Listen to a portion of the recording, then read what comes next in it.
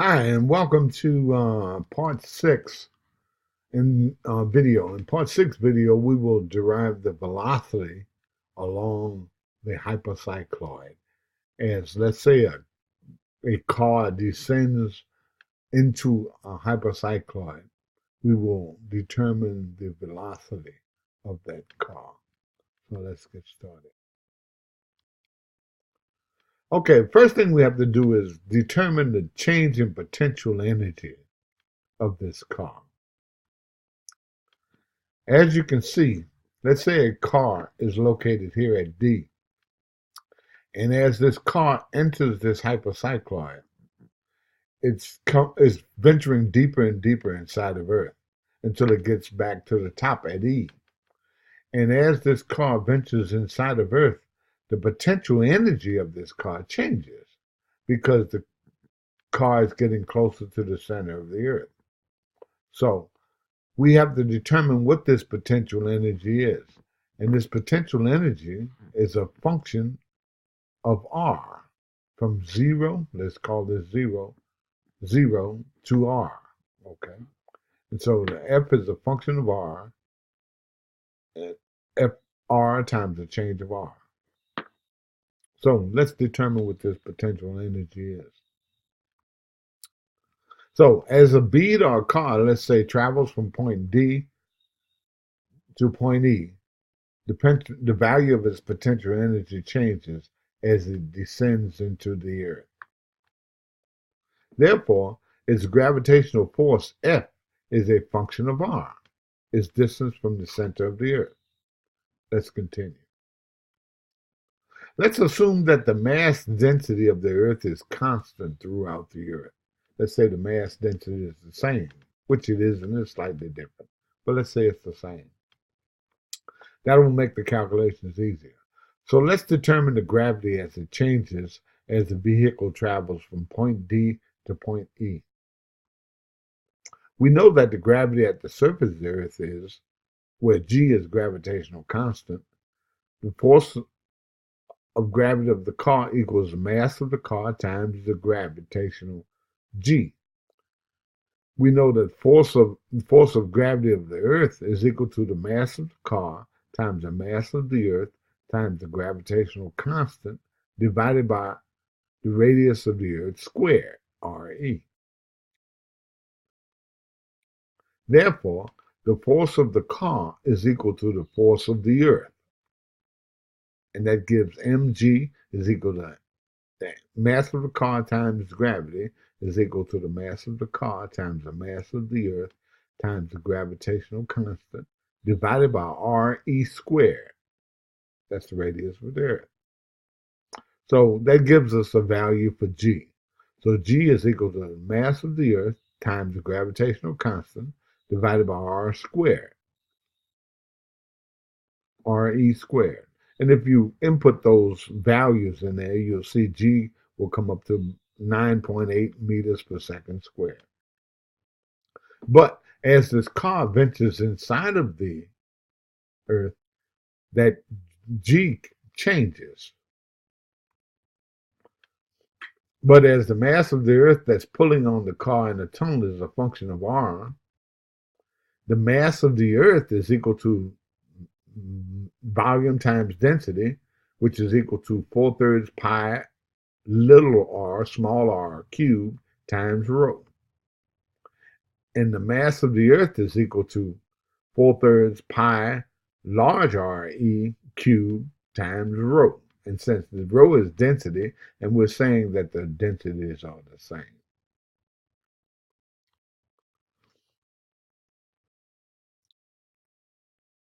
So the mass of the Earth is equal to 4/3 pi r cubed times rho.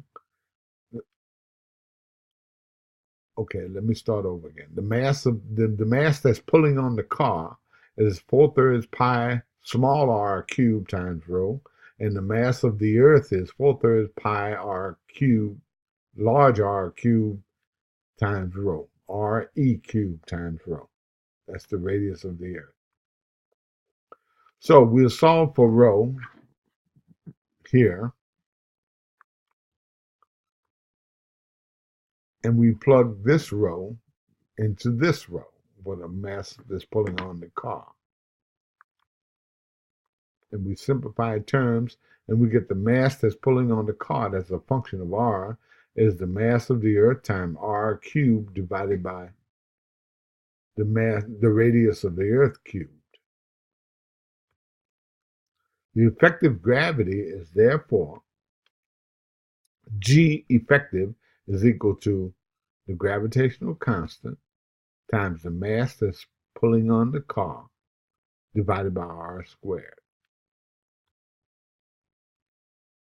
And so we plug this mass that's pulling on the Earth into this equation,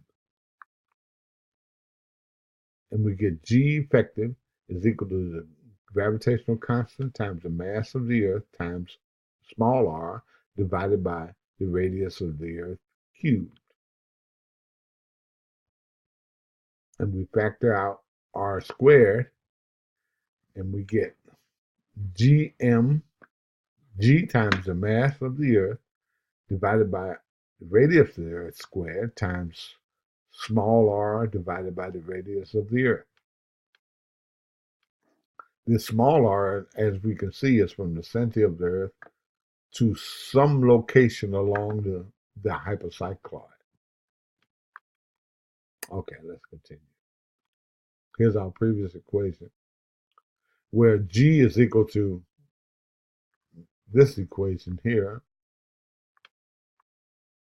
Therefore, effective gravity is equal to G times small r divided by the radius of the Earth.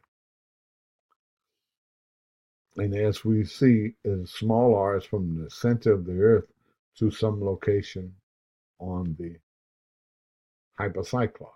When r is equal to re, so when we move from somewhere along here to e, we'll see that r is equal to re, so therefore G effective will be equal to G. Let's continue. Here's our previous equation. So the total energy is equal to the potential energy plus the kinetic energy. Force is a function of r,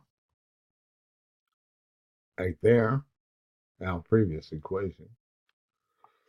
So therefore, we plug in G effective from here, we get this. So therefore, the force is a function of r, we get this. Now we're back to our previous equation. You remember that integral? So we plug this into here, and we integrate, and therefore the potential energy of the car as a function of r is equal to G times the mass of the car times the mass of the Earth divided by 2 times the radius of the Earth divided by the radius of the Earth cubed times small r squared. Let's continue. So that's our potential energy, and now we know our kinetic energy, which is the movement of the car. Mass times velocity, mass of the car times velocity of the car divided by 2. And the total energy is equal to the potential energy plus the kinetic energy. So we plug these two into this equation. Now we got to analyze this equation at some point. And the best point to analyze it is at D. At point D, the velocity is equal to 0 and r equals re. Small r equals re. So we plug those in. Velocity is 0.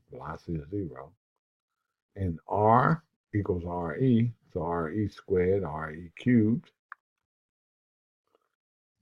And then we solve total energy is equal to this equation. So here's our total energy, and here's our total energy equation. Total energy as we fall down the hypocycloid. Now we got to find the total energy as we fall down the hypocycloid. Potential energy and the kinetic energy is here. We just calculated this potential energy. And here's the kinetic energy. So we use our same equation and we plug in. Potential energy, potential energy, kinetic energy, and total energy. Well, since we have the same mass of the car in here, that goes away. 2's goes away. So we simplify that. Solve for V. Rearrange.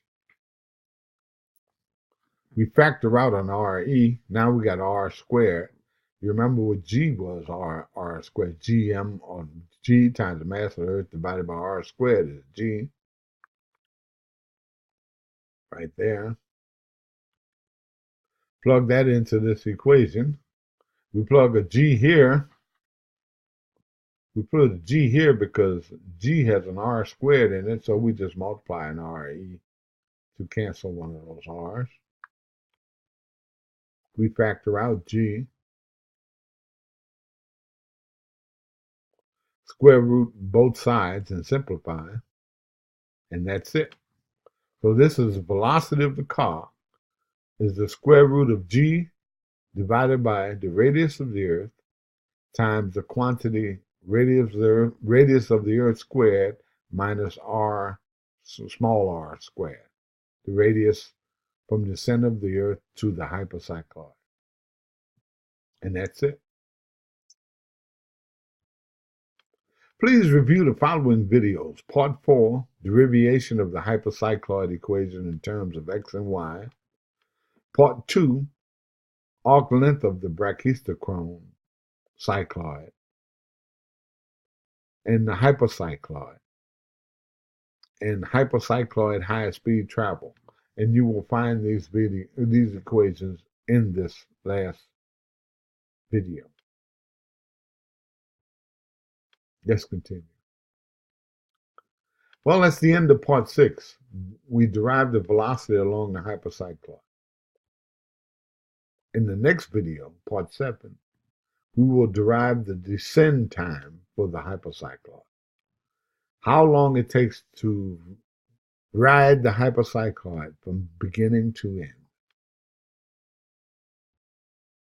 Until next time, I hope you learned something.